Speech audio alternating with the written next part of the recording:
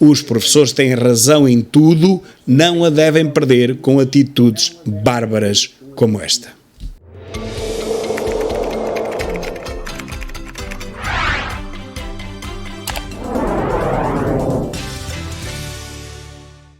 Meus caros, 2 palavras sobre este espetáculo que muitos viram, não digo todos, porque cada vez há menos gente a ver televisão, e em muitos sentidos ainda bem, mas aqueles que ontem vimos, aquele espetáculo triste, pobre, desinteressante completamente, um espetáculo das comemorações do 10 de junho, pudemos observar este episódio que está aqui a passar atrás de mim. António Costa decidiu ir a pé para o restaurante, parece que a distância que era quase 1 quilómetro. Bem, ou ele percebeu mal a distância que era, ou então fez de propósito. 1 quilómetro a pé, um primeiro-ministro vai encontrar muita gente no seu caminho, quanto mais não seja pelo séquito de repórteres que o seguem, e que chamam a atenção toda a gente que ali está à volta. Claro que António Costa não pode ir a lado nenhum a pé, mas a sua esposa, que não apareça logo ali, dezenas de repórteres, e acima de tudo ali estavam todos, apenas tiveram que o seguir.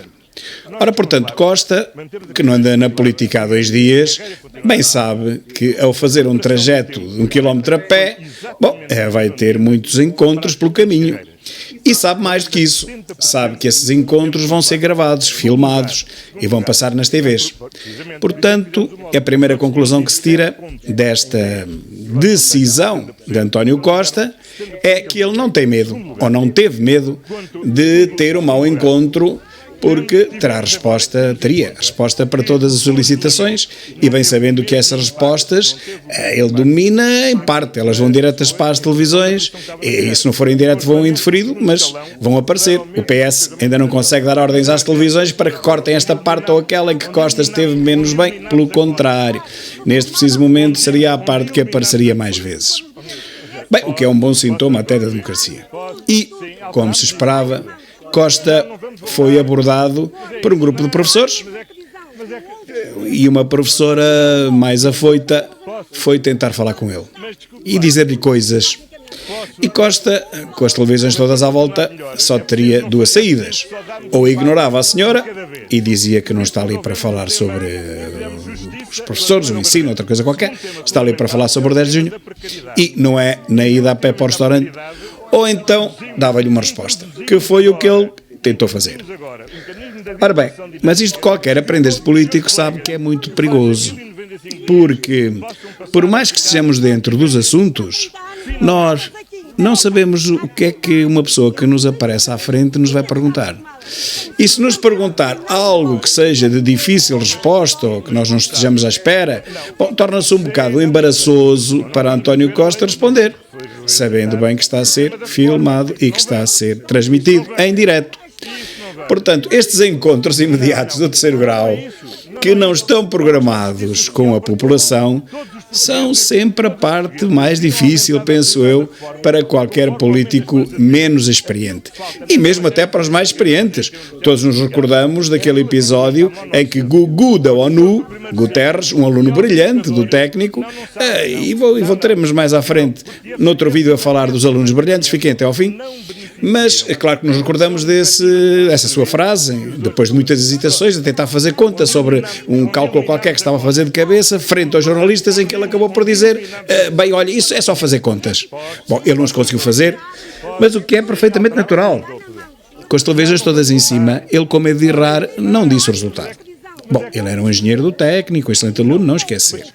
Portanto, enfrentar o povo que não se conhece, ter que responder a perguntas que não sabemos quais são, não estão combinadas previamente, que aquilo não é uma entrevista da RTP. Costa não sabia quais iriam ser as questões, as perguntas, embora soubesse mais ou menos os assuntos e reclamações, e teria as suas respostas engatilhadas, é óbvio, mas lá está. Nunca sabe o que pode dali vir, o que pode acontecer. Pode ser dali uma pergunta mais difícil, pode ser dali uma informação de que ele não está à espera e, portanto, é muito arriscado responder em direto para as câmaras de televisão. E ele realmente foi o que fez. Ele não respondeu à senhora, aliás, a professora que estava a fazer perguntas não estava a fazer pergunta nenhuma a ele, estava apenas a desabafar, a reclamar, e ele a tentar explicar-lhe coisas a uma senhora que não o queria ouvir sequer, só queria desabafar. Mas esperem lá. Ele também não estava a tentar explicar nada à senhora. Ele estava a aproveitar o momento e as perguntas das senhoras, as reclamações da professora, para falar para o povo através das televisões que o estavam a filmar. Não correu bem. Nem a uma, nem a outra. Primeiro, a senhora não parava de falar, não se percebia o que ela dizia, não tinha microfones apontados à boca, mas percebia-se o que António Costa tentava explicar. E não conseguiu António Costa estruturar uma ideia, porque a senhora também não parava de lhe dar reprimendas, de dizer mais coisas, e ele interrompeu o seu raciocínio para dizer mais coisas. Isso é de um político muito pouco experiente. Um político experiente não se deixa interromper, meus caros, não para o seu raciocínio no início de uma explicação. E todos sabemos que António Costa não é muito rápido no seu raciocínio. Ele demora tempo até começar a organizar a resposta. Utiliza muitas muletas do tipo vamos ver, para ganhar tempo para poder organizar o seu pensamento. António Costa é um pensador lento, não é dado a estas performances rápidas, respostas diretas, como por exemplo Ventura, que é o político mais rápido que eu conheci em toda a minha vida. Costa precisa realmente de tempo para organizar a resposta e a senhora não lhe dava tempo.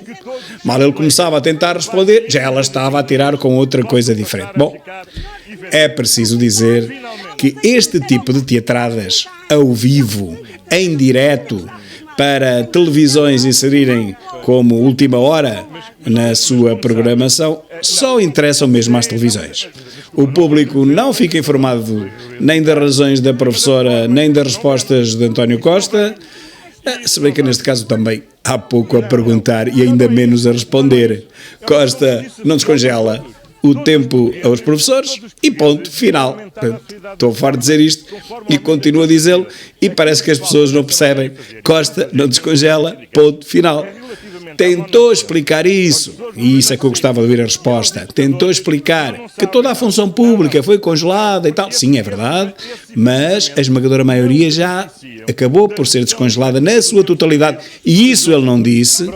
Fomos todos congelados no tempo de Sócrates, a Maria Lourdes Rodrigues, e não da Troika. É preciso explicar isso às pessoas. Não foi Passos Coelho que nos congelou a carreira, já estávamos congelados antes, apenas continuámos congelados, sim.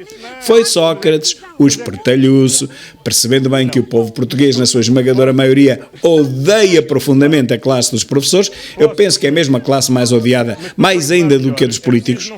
Ao perceber isso e percebendo que podia ir buscar ali uns bons milhões por ano, congelou a carreira aos professores. E Costa descongelou essa carreira, mas não atualizou o tempo de serviço. Porque há aqui uma retórica. Há aqui uma habilidade. Uma coisa é dizer que descongelou, quer dizer, recomeçou a contagem, isso é verdade, mas havia 10 anos que estava para trás. E desses 10 anos só os descongelados, 3 e tal. Portanto, faltam 6 anos e meio. Durante estes 6 anos e meio, os professores não progrediram nas carreiras. O que se reflete não só no dia-a-dia, no que deviam ter recebido, que não receberam, e no escalão que atingirão no fim da sua carreira, estão aí 2 escalões abaixo, seguramente vão oferir muito menos para o resto da sua vida enquanto viverem. É uma grande injustiça, só justificável se este país estivesse mesmo na bancarrota. Ora, Costa diz que não. Não só não está na bancarrota, como tem um superávit, neste momento uma folga orçamental de 900 milhões. Então, o que tem que fazer é cumprir com os professores. Nós já nem falamos nos salários que se perderam. Tivemos em atraso salários que se perderam durante 10 anos enquanto estivemos congelados. Tal não foi prometido às empresas, por exemplo. Os trabalhadores do privado receberam atempadamente, todos subiram na carreira e foram todos atualizados de acordo com a lei. Isto foi apenas para a função pública e não toda. Para nós, na função pública, estivemos 10 anos, números redondos, congelados. Não subimos de escalão, não progredimos na carreira. E quando chegarmos agora à nossa reforma, nós vamos receber 2 escalões abaixo do que seria legal. É muito dinheiro, meus caros. É talvez 300 e tal euros por mês, a menos. É muito dinheiro por ano. Esse dinheiro é-nos devido, porque nós trabalhamos de acordo com a lei, como os outros, como os privados, e não fomos atualizados como a lei assim determinaria. Portanto, nesse aspecto, os professores têm toda a razão. Ninguém a pode tirar. Onde alguns deles a perdem é quando nestas manifestações exibem cartazes transformando a cara de António Costa ou do Ministro da Educação em caras de animais. Isso é que é o mais horrível que eu vi na minha vida e é imperdoável aos trabalhadores do ensino, da ciência e da cultura como somos nós. Isso é completamente impensável. Isso trabalha contra nós. E quem exibe um cartaz com a cara de António Costa ou do Ministro da Educação, que é um tipo inqualificável, mas quem exibe essas caras em cartazes transformadas em animais, vão-me desculpar. Mas isso é um tiro no pé a toda a linha. Isso faz com que a população que já não nos pode ver, nos passe a odiar ainda mais. E neste caso, infelizmente, eu tenho que lhes dar razão. Os professores têm razão em tudo, não a devem perder com atitudes bárbaras como esta. Muito obrigado.